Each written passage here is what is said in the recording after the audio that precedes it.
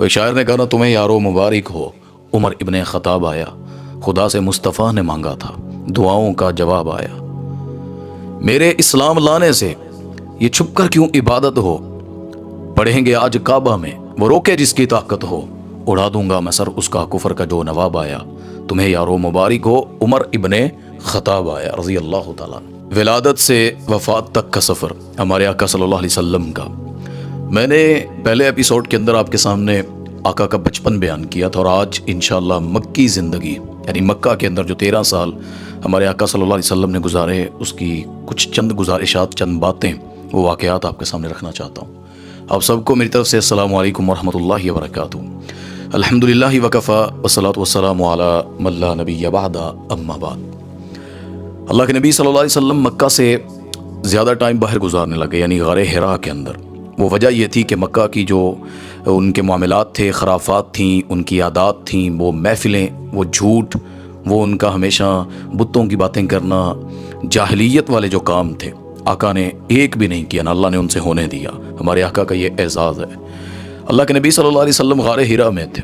آقا فرماتے ہیں پہلی دفعہ یعنی دین اسلام کا پتہ تھا، یعنی خیر کا، کہ اللہ ہے رب، جس کو اللہ تعالیٰ نے اپنی پہچان نبی کے سینے میں ڈالی بچپن سے، لیکن وحی کا سلسلہ، اسلام کا آنا، یہ اتنی بڑی بات تھی کہ ہمیشہ لگتا ہے وحی صحیفے کی شکل میں آتی ہوگی یا بتا دیا جاتا ہے، نہیں، وحی اس کا وزن ہوتا تھا۔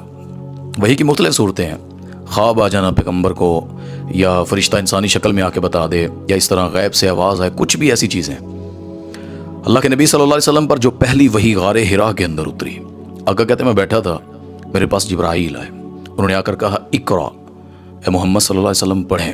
آقا کہتے ہیں ما انا بقارئ، میں پڑھا ہوا نہیں، امی ہے۔ یہ نبی کی توہین نہیں ہے۔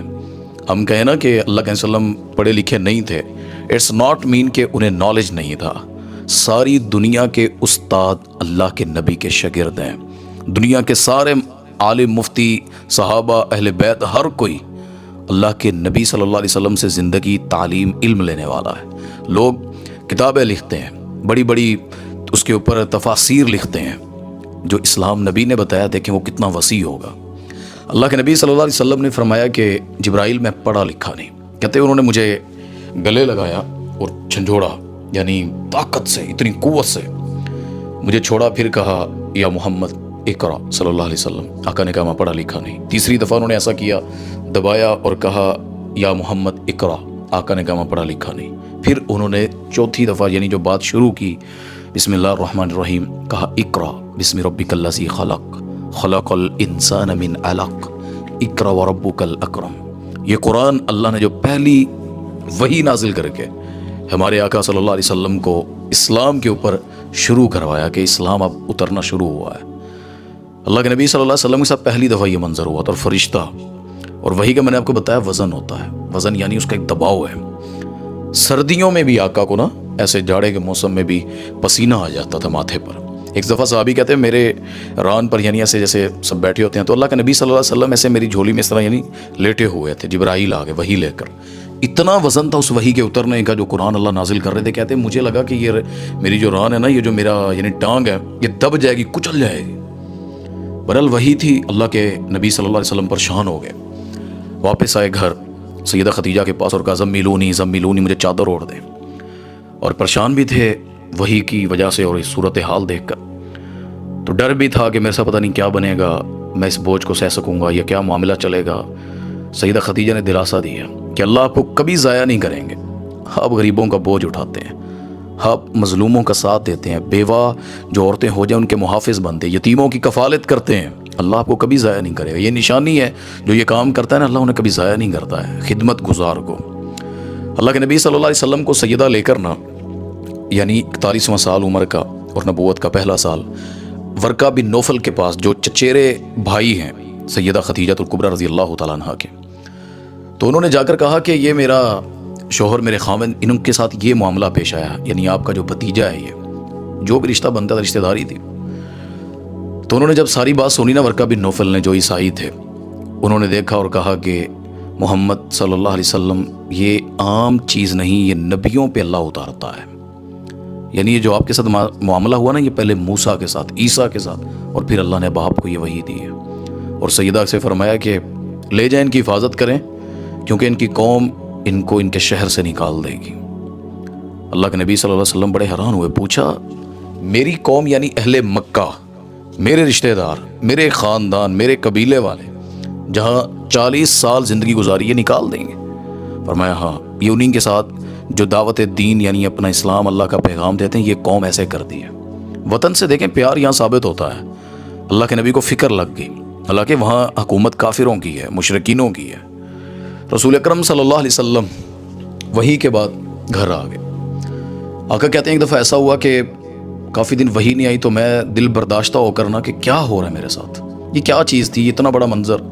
کہتے میں نے سوچا کہ اس بوجھ تلے میں کہیں ایسی حالت ظاہر نہ ہو جائے، میں پہاڑی پر جا کر کودنے کا سوچا کہ میں ایسے مٹ جاؤں، ایسے ختم ہو جائے۔ راستے میں جبرائیل علیہ السلام ملے، ایسے افق میں نظر آئے، انہوں نے کہا یا محمد انت رسول صلی اللہ علیہ وسلم، اے محمد صلی اللہ علیہ وسلم، آپ اللہ کے رسول ہیں، آپ اللہ کے نبی ہیں، پیغمبر ہیں۔ کہتے پھر تھوڑا حوصلہ ہوتا تھا، کچھ یقین آتا تھا، میں واپس آ جاتا۔ اور یہ معاملہ وحی کا رک جانا، رک گئی وحی تھوڑے دن جو نہیں آئی، بعض نے کہا 2 مہینے نہیں آئی، بعض نے کہا کافی عرصہ نہیں آئی۔ نہیں، ایسا نہیں تھا، زیادہ لمبا گیپ نہیں تھا، تھوڑا سا گیپ تھا، ہفتہ 2 ہفتے جتنا بھی۔ اللہ نے دوسری وحی نازل فرمائی، یا ایھا المدثر قم فانذر وربک فکبر، اے چادر اوڑھنے والے اٹھ اپنی قوم کو ڈرا، یعنی بتاؤ ان سارے اپنے جو مکہ کے رہنے والے ہیں، ان کو اپنے رب کی بڑائی کرو ان کے سامنے۔ یہ جو کہتے ہیں لات عزا منات بڑا ہے، ان کو جا کے کہو اللہ اکبر، اللہ سب سے بڑا ہے۔ بہرحال یہ دعوت کا پیغام ملا۔ یاد رکھیے گا پہلے 3 سال نبوت کے اسلام چھپ کر تھا، یعنی بند کمروں کے اندر پتھروں کی اوٹ میں نماز پڑھی جاتی۔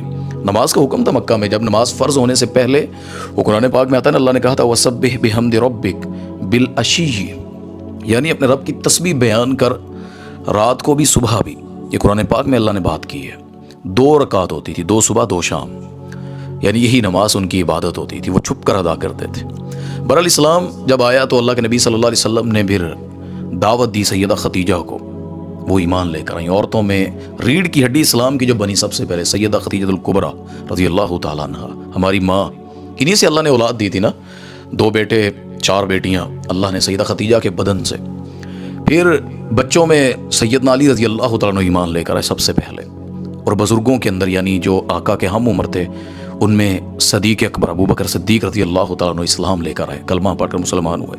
غلاموں میں زید بن حارثہ جو سیدہ خدیجہ کے غلام تھے، تو یہ اسلام کے ساتھ ہی جڑتے گئے۔ اللہ کے نبی کے ساتھ ہی ابو بکر نے دعوت دی سیدنا عثمان کو، عبد الرحمن بن عوف کو، آل یاسر ہے، زنیرہ ہیں، اور آل یاسر میں عمار بن یاسر ان کے بیٹے جو ہیں یاسر کے، پھر ان کی بیوی سمیہ رضوان اللہ اجمعین۔ یہ صحابہ کی جماعت تیار ہوئی۔ شروع میں جب اسلام کا حکم اترا تو چھپ کر ملتے، پیغام سنتے اور ایک دوسرے کو دعوت دینے کی کوشش کرتے۔ پھر وہ دار ارکم کا گھر رضی اللہ تعالیٰ عنہ، بالکل ساتھ ہی مکہ کے پہاڑی پر ایک سائڈ پر، وہاں سے مکہ سے کنیکٹ تھا لیکن تھوڑا سا سائڈ پر، وہاں صحابہ جمع ہوتے، وہی آتی تو وہ لے لیتے۔ دار ارکم اسلام کی پہلی درسگاہ۔ رسول اکرم صلی اللہ علیہ وسلم نے صحابہ کو دعوت دینا شروع کی، پیغام دیے۔ کافی لوگ جو ہیں وہ اسلام کو جو ارد گرد سنتے تھے، لیکن انہیں یہ نہیں پتا تھا کہ اتنا پھیل جائے گا۔ بعض کافروں کو لگتا تھا یہ شاعرانہ کلام ہے معاذ اللہ، اور محمد صلی اللہ علیہ وسلم کی خوبی ہے کہ وہ سنا رہے ہیں، تو اس طرح وہ مان لیتے، لیکن یہ نہیں پتا تھا کہ یہ ایک پورا دین ہے، پورا نظام ہے، پورا ایک اللہ تعالیٰ نے معاملات جو دین حنیف دے کر پورا اسلام ایک منظم طریقے کا وہ دیا ہے۔ یہ کوئی صرف مان لینا، کچھ چھوڑ دینا یا صرف اچھائی کی بات نہیں، اس میں حکم الہی ہے۔ رسول اکرم صلی اللہ علیہ وسلم بہرحال وہاں سے جو سارا اول دستہ اسلام کا انہوں نے دین سیکھا اور باتیں سیکھنی، حلال حرام، اللہ کی عبادت، جبرائیل کا آنا، قیامت کے تذکرے۔ مکہ میں یہی باتیں ہوتی تھی۔ مکی زندگی میں نا عبادات کا حکم زیادہ نہیں ہوا، یعنی زکوٰۃ ہے، حج ہے، عمرہ ہے، نماز ہے، یہ سارے معاملات سب سے زیادہ مدینہ کے اندر ہی زیادہ تر ہوئے ہیں۔ عبادت مدینہ میں فرض ہوئی ہے۔ مکہ میں تعارف الہی تھا، توحید تھی، اللہ نے خیر جو ہے نا اس کے لیے راستے کھولے تھے۔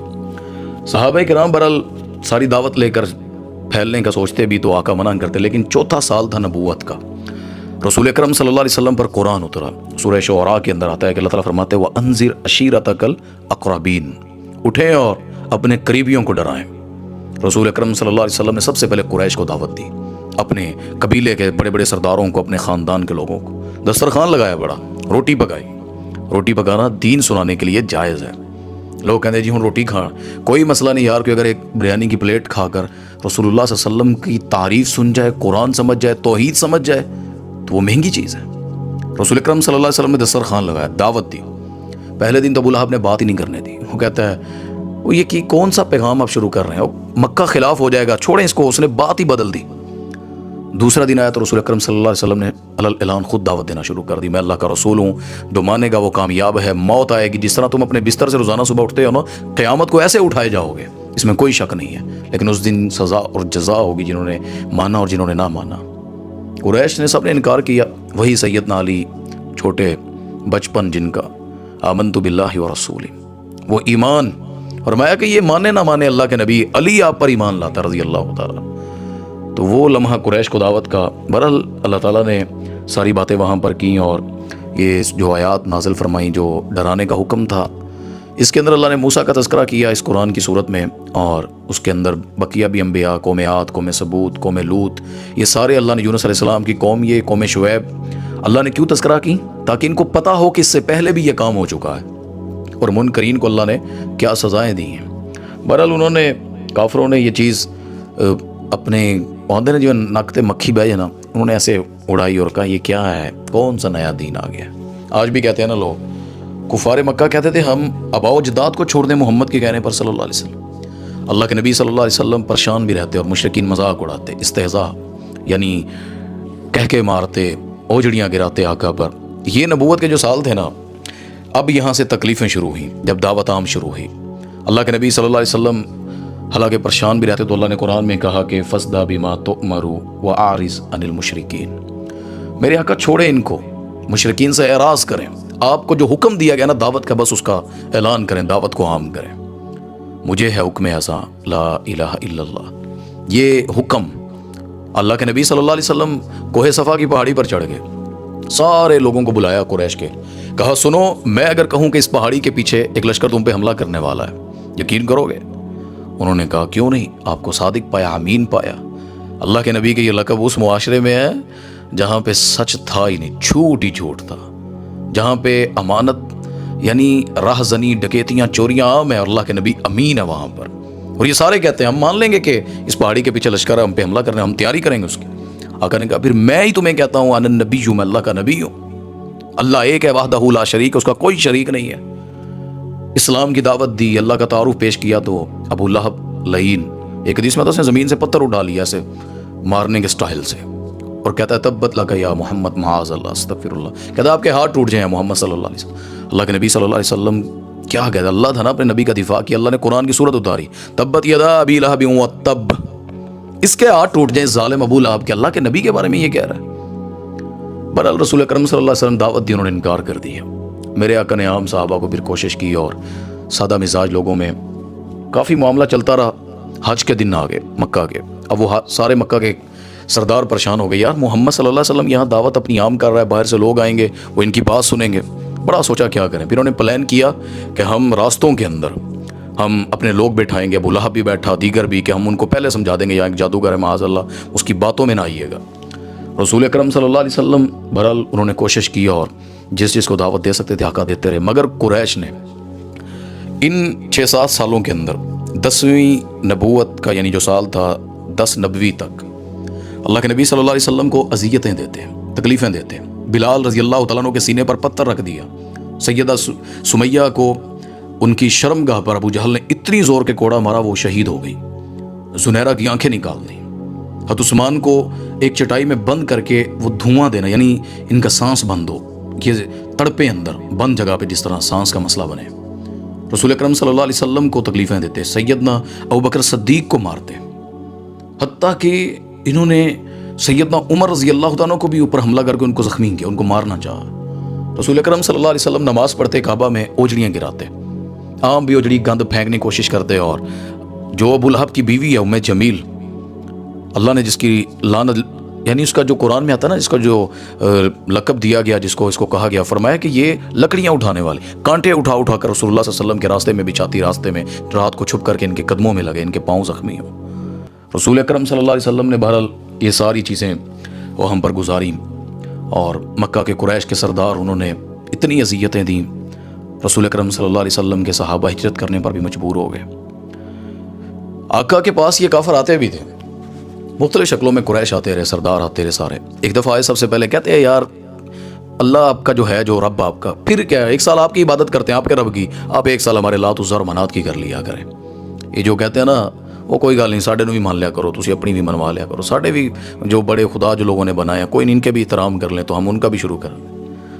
اللہ کے نبی کے قرآن کی آیت پڑھ کر سنایا کریں، آقا کے اوپر جو قرآن اترا، کہا کہیں قل یا ایھا الکافرون لا اعبد ما تعبدون ولا انتم عابدون ما اعبد ولا انا عابد ما عبدتم ولا انتم عابدون ما اعبد لکم دینکم ولی دین، تمہارے لیے تمہارا دین، میرے لیے میرا دین، میں تمہارے خداؤں کی عبادت نہیں کرتا، میں اسے ایک اللہ کی یعنی رب کے یہ تعارف پیش کیا۔ یہ صورت اتری۔ مکہ کے سرداروں نے اتنی تکلیفیں دیں کہ حتیٰ کہ صحابہ ہجرت کر گئے، پہلا قافلہ حبشہ کی طرف۔ اللہ کے نبی صلی اللہ علیہ وسلم 5 ہجری میں حضرت عثمان رضی اللہ عنہ اس قافلے کے لیڈر تھے، اور ان کی زوجہ سیدہ رقیہ بھی اندر تھی۔ یہ رسول اللہ صلی اللہ علیہ وسلم کی بیٹی ہے، اتنے بڑے رتبے والے۔ اللہ کے نبی صلی اللہ علیہ وسلم انہوں نے ان کو جب روانہ کیا نا، یہ 12 مرد تھے اور 4 عورتیں تھیں اس قافلے کے اندر، لیکن مقصد کیا تھا کہ اذیتوں سے بچ سکیں۔ لیکن ان کافروں ظالموں نے اللہ کے نبی کے قتل کے بھی پلاننگ کر کے انعامات رکھ دیے، 100 اونٹ دیں گے، یہ کر دیں گے، وہ کر دیں گے۔ حضرت عمر کے یہ جو قتل کی سازش تھی نا ان کی، اللہ نے مسلمانوں کے اسلام کے اندر طاقت پھونکنے کے لیے اللہ نے استعمال کروا دی۔ یعنی یہ ہجرت جب پہلی ہوئی، پھر دوسری ہجرت بھی ہوئی، اس کے اندر تقریباً 18 عورتیں تھیں اور 82 مرد۔ رسول اکرم صلی اللہ علیہ وسلم کے صحابہ جب گئے نا نجاشی کے پاس حبشہ، تو وہاں پر بھی کافر یہ پیچھے آ گئے، اتنی نفرت تھی انہیں، مال و زر تھا ان کے پاس، پیچھے پہنچ گئے بادشاہ سے بات کرنے کے لیے۔ انہیں کہتے ہیں ہمارے بھگوڑے، ہمارے بے دین یعنی دین چھوڑنے والے نوجوان اور عورتیں بندے وہ آپ کے پاس آئے، ہمیں واپس کر دیں، ہم انہیں اپنے شہر لے جانا چاہتے ہیں۔ بادشاہ نجاشی نے بلایا اور کہا میں ان سے تو سنوں وہ کیا کہتے ہیں جو آئے ہیں۔ تو جعفر بن طیار علی کے بھائی رضی اللہ تعالیٰ عنہ وہ آئے، انہوں نے اپنا مقدمہ پیش کیا، کہا بادشاہ ہم ایسی قوم تھے جو بتوں کی پوجا کرتے، ظلم کرتے، چھوٹوں پر رحم نہ کرتے، ہم شرابیں پیتے، زنا کرتے، بڑے ایسے ہم نے کام کیے، یعنی جہلیت میں تھے ہم۔ وہ نبی آیا، اس نے کہا کہ کسی کو کسی پر فوقیت نہیں، سردار و غلام ہو ایک ہیں، اس نے غریبوں کا خیال رکھا، اس نے لوگوں کو عام دعوت دی، اس نے کہا بتوں کی عبادت نہیں کرنی، اس نے خیر کا حکم دیا، شر سے بچنے کا کہا، یہ ساری باتیں کی۔ نجاشی کہتا ہے او بھائی مکہ والوں، سرداروں سنو، یہ تو بات مسلمان جو کر رہے ہیں اس میں تو ایسی بات ہی نہیں ہے، یہی دعوت تو عیسیٰ علیہ السلام کے طریقے کی سارا، یہی ہمارا دین بھی یہی کہتا ہے۔ برا اس نے کہا کہ نہیں میں نہیں دے سکتا ایسے واپس تم لوگوں کو یہ قوم مسلمان۔ تو کافروں نے جو اس ٹائم آئے تھے نا قافلے میں، انہوں نے پلان کیا کہ اگلے دن ہم مزید سخت بات کر کے نا بادشاہ کو تو ان مسلمانوں کو ذلیل کروائیں گے اور ان کو یہاں سے مارتے مارتے لے جائیں گے۔ اگلے دن آئے تو کہتے بادشاہ یہ نا عیسیٰ علیہ السلام کو نہیں مانتے۔ حضرت جعفر آئے اور اب کیا کرتے؟ انہوں نے کچھ نہیں چھپایا، کہا سنو بادشاہ جو حق ہے ہم آپ کے سامنے رکھتے ہیں۔ عیسیٰ علیہ السلام کا تعارف ہمیں اللہ کے نبی نے دیا، سورہ مریم کی انہوں نے تلاوت کی اور ساتھ میں فرمایا کہ عیسیٰ وہ اللہ کے بندے ہیں، اللہ کے رسول ہیں، ان پر وحی اترتی، وہ اللہ کی روح یعنی اللہ کے پیغمبر، اور ان کا معاملہ یعنی جس طرح اللہ ان پر جو چیز اتاری وہ بن باپ کے پیدا ہوئے مریم کے بدن سے، تو ان پر جو اللہ نے کتاب انجیل اتاری، یہ ساری چیزیں انہوں نے ان کے سامنے رکھ دی۔ بادشاہ نے نجاشی نے زمین سے تنکا اٹھایا، کہتا ہے اللہ کی قسم اس تنکے سے بھی زیادہ ان کا ایسا کوئی مرتبہ نہیں تھا جو تم نے بیان کیا، بالکل صحیح کیا، ہمارا بھی یہی عقیدہ ہے۔ اب وہ بڑے حیران ہوئے، وہ جو مکہ کے سردار آئے تھے وہ ناکام ہو کر واپس گئے۔ برحال اللہ کے نبی صلی اللہ علیہ وسلم ادھر مکہ میں پریشان ہے اور آدھے صحابہ باہر ہیں۔ واپس انہوں نے کہا محمد کو نہیں چھوڑنا، بس اس نے ہمارے لین دین بھی دوسرے ملکوں سے خراب کر رہا ہے صلی اللہ علیہ وسلم۔ انہوں نے آقا کے خلاف پلاننگ کر لی۔ یہی نہیں ایک تدبیر انسان کر رہا ہوتا ہے، ایک تدبیر اللہ کرتا ہے۔ ان کافروں نے چال چلی کہ محمد صلی اللہ علیہ وسلم کو قتل کریں، شہید کر دیں، اور اللہ نے تدبیر یہ کی کہ اس سے اسلام کو 2 ہیرے، سیدنا امیر حمزہ رضی اللہ تعالیٰ نبی کے چچا، اور دلیر شخص سیدنا عمر ابن خطاب رضی اللہ عنہ، اللہ تعالیٰ نے وہ اسلام میں دے دی ہے۔ دونوں کی بات وقت بڑا کم ہوتا ہے، مختصر بتا دیتا ہوں۔ امیر حمزہ رضی اللہ عنہ ایک لونڈی نے بتایا کہ تمہیں پتہ ہے آج محمد صلی اللہ علیہ وسلم کے ساتھ ابو جہل نے ایسے ایسے باتوں میں غصہ کر کے مارا ہے، خون نکالا اور زخمی کیا اور برا بھلا کا گالیاں دی، خون تھا آخر، اور اللہ نے اسلام بھی دینا تھا، وجہ بنا دی اللہ نے اس چیز کو۔ امیر حمزہ رضی اللہ عنہ غصے کے اندر آئے اور بیت اللہ کے سین میں وہ وہاں پر ابو جہل کھڑا، اسے وہ ماری، انہوں نے کمان ماری اور اس کا خون نکلا، زخمی ہوا، اور اسے کہا میں اپنے بھتیجے کے دین پر ہوں، لگائے کوئی ہاتھ اس کو، کرے کوئی بات، میں دیکھتا ہوں کون کیا کرتا ہے۔ یہ اللہ نے دل میں اسلام پیدا کر دیا۔ وہ آئے بھتیجے کے پاس اور اس کو ملے اور کہا ایسی کی تیسی سب کی، کلمہ پڑھا، اشہد ان لا الہ الا اللہ وحدہ لا شریک لہ واشہد ان محمد عبدہ ورسولہ، اسلام میں داخل ہو گیا۔ ادھر عمر کو پتہ لگا رضی اللہ تعالیٰ عنہ۔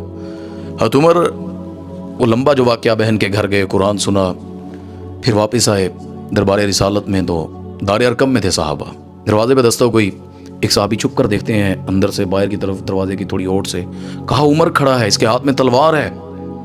امیر حمزہ رضی اللہ تعالیٰ نے کہا اس کو آنے دو، اگر تو خیر سے آیا تو اہلاً و سہلاً، اگر کوئی شر کا یا برا ارادہ تو اسی کی تلوار سے اس کی گردن اتار دوں گا۔ ہو گئے عمر اپنے گھر میں، ہو گئے نبی کے ساتھ جڑ کر، تو ایمان پھر امیر حمزہ کا ایمان اتنا بڑھ گیا، کہا عمر اگر اچھی نیت سے آئے تو ٹھیک ہے، وگرنہ۔ اندر آئے ہوتے عمر، اللہ کے نبی نے تلوار لی ان سے، انہوں نے دے دی۔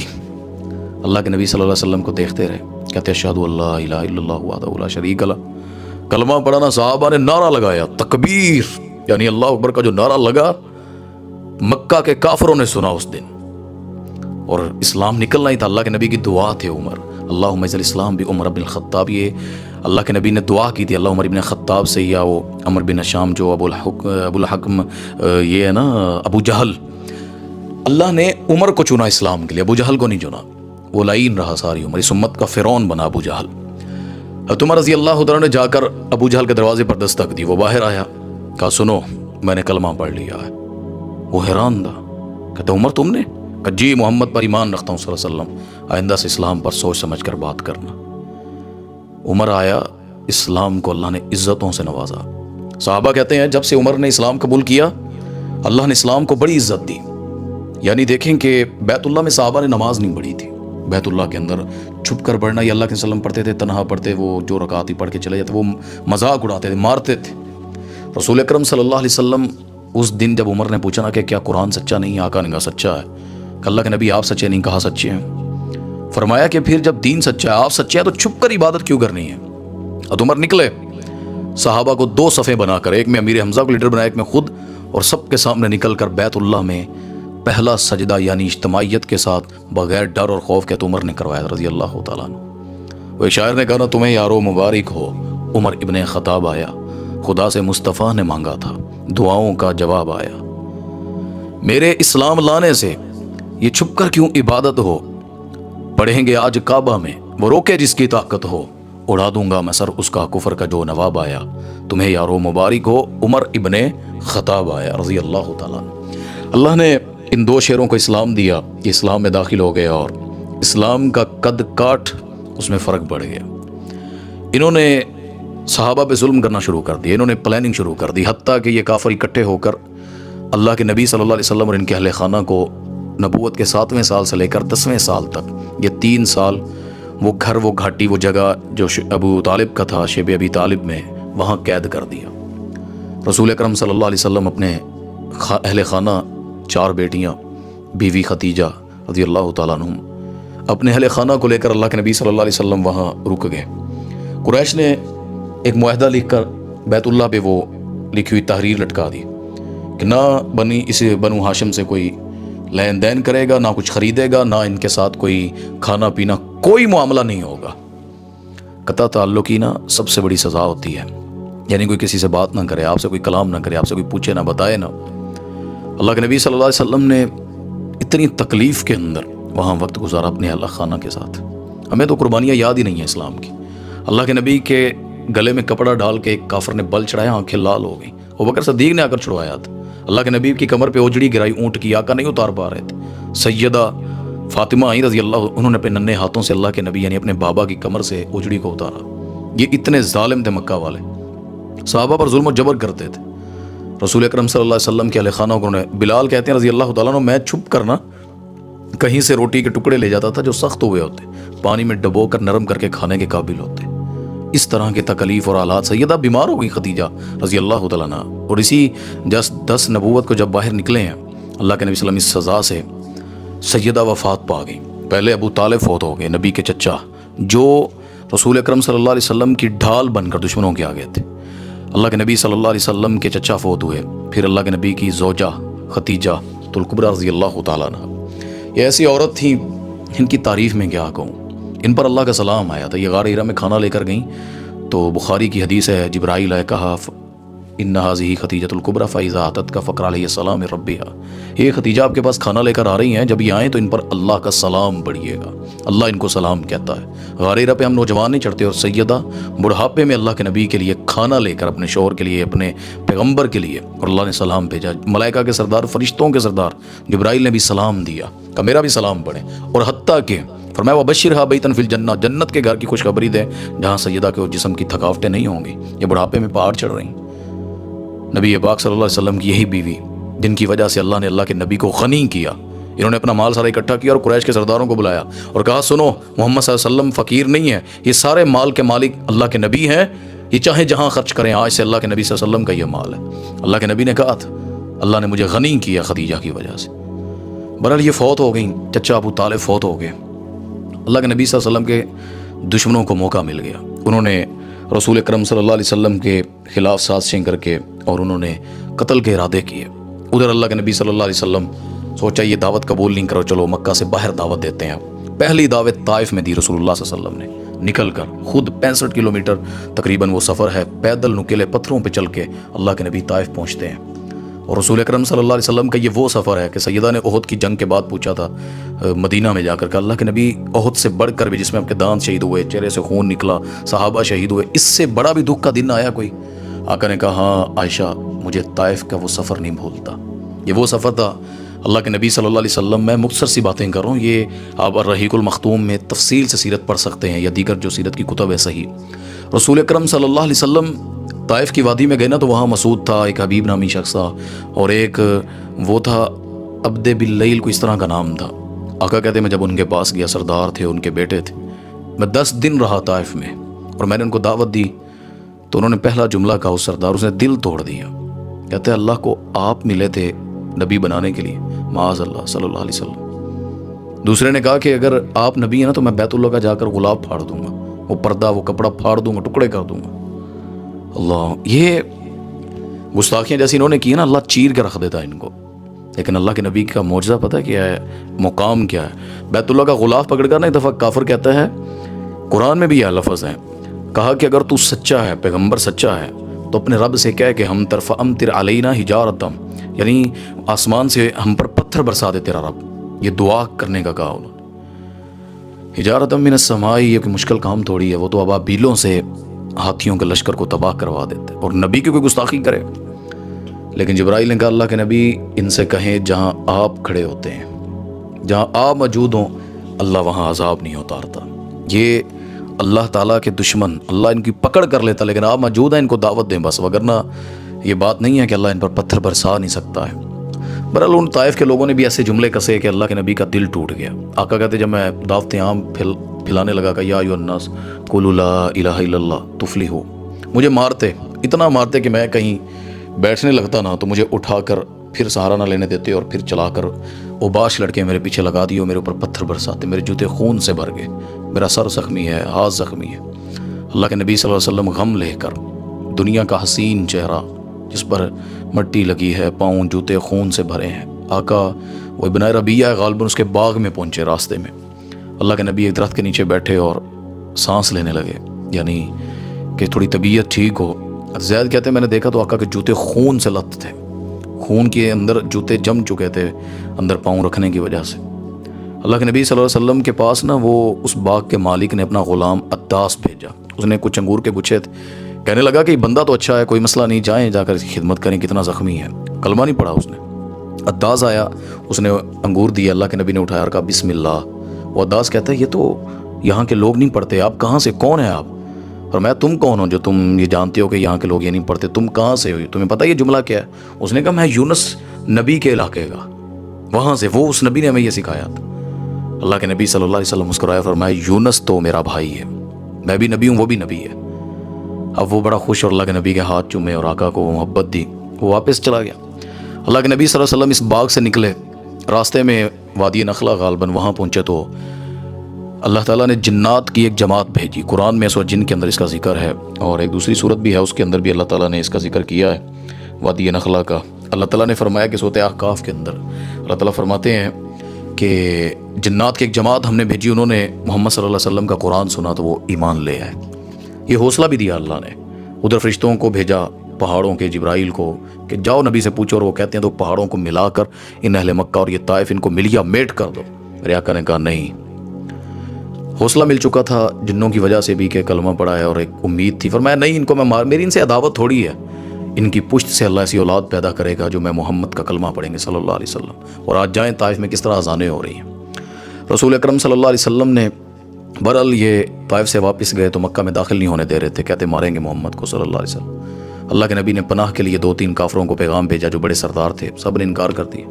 مطعم بن عدی اس نے کہا کہ میں پناہ دیتا ہوں محمد صلی اللہ علیہ وسلم کو. اپنے بیٹوں کو لایا، تلواریں پکڑائیں اپنی قوم کو، اور میں محمد کا پہرا دینا ہے صلی اللہ علیہ وسلم. اللہ کے نبی کو یہ احسان اتنا یاد تھا، جب بدر کے قیدی آئے نا تو آقا نے کہا لو کان مطعم بن عدی حیا، آج وہ زندہ ہوتا نا مطعم بن عدی، ایک دفعہ مجھے کہتا، میں اس کے کہنے پر سارے قیدی چھوڑ دیتا. ہم پتہ کتنے احسان فرموش ہیں ہم عام مسلمان.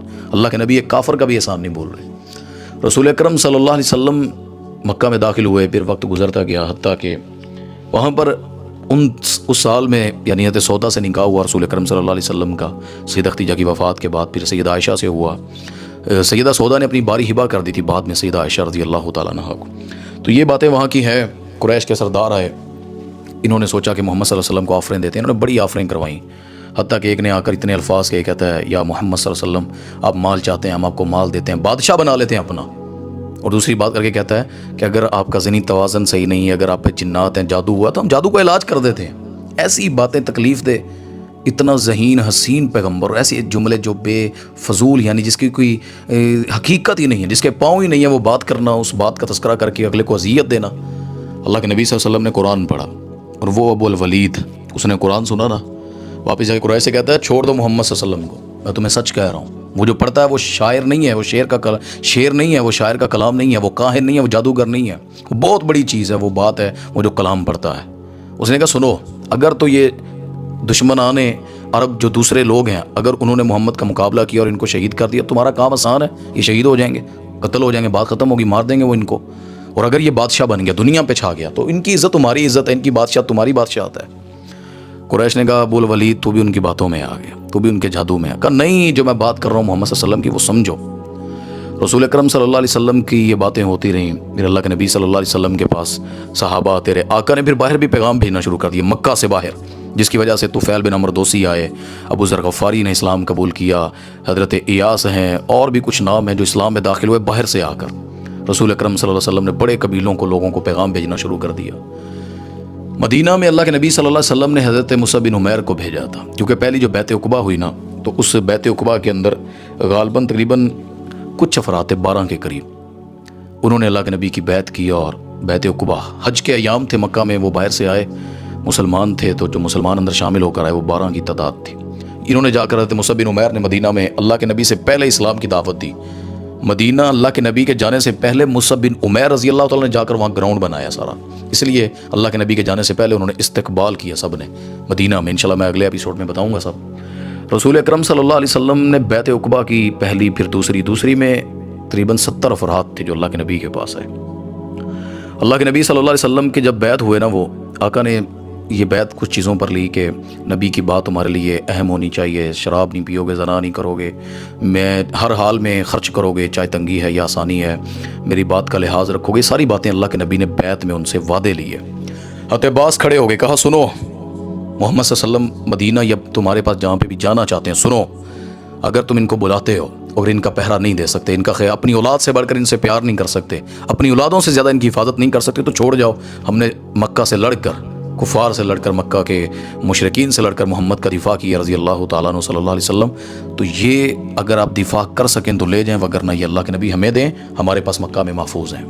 صحابہ اٹھے، چھوٹے بڑے نوجوان سب، انہوں نے کہا اللہ کے نبی ایسا ہو سکتا ہے. انہوں نے وعدے کیے اور ایسی چیزیں، ایسے پیغام، اللہ کے نبی کا سینہ ٹھنڈا ہو گیا. اور یہی دن تھے غالباً 10 نبوت کا جو سال تھا، 10واں نبوی. معراج بھی ہوئی اللہ کے نبی صلی اللہ علیہ وسلم کی، یہ بھی مکہ کا واقعہ ہے. سبحان الذی اسریٰ بعبدہ لیلا من المسجد الحرام الی المسجد الاقصی. اللہ اپنے نبی کو معراج کرواتا ہے. مجھے جو لگتا ہے نا، اتنی تکلیفیں، اتنی اذیتیں، اتنے حالات، مسلمان بڑے کم، صحابہ شہید، اتنی تعداد، بیوی فوت، معاملات بڑے سخت تھے. اللہ نے اپنے نبی کو مضبوط کرنے کے لیے مزید اللہ نے معراج کروائی آسمانوں پہ بلا کے.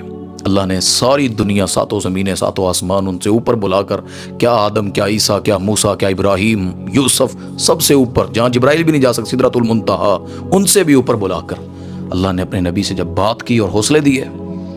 اللہ کے نبی صلی اللہ علیہ وسلم نے معراج بھی کی. انشاءاللہ معراج النبی پر بھی تفصیل سے بات کریں گے.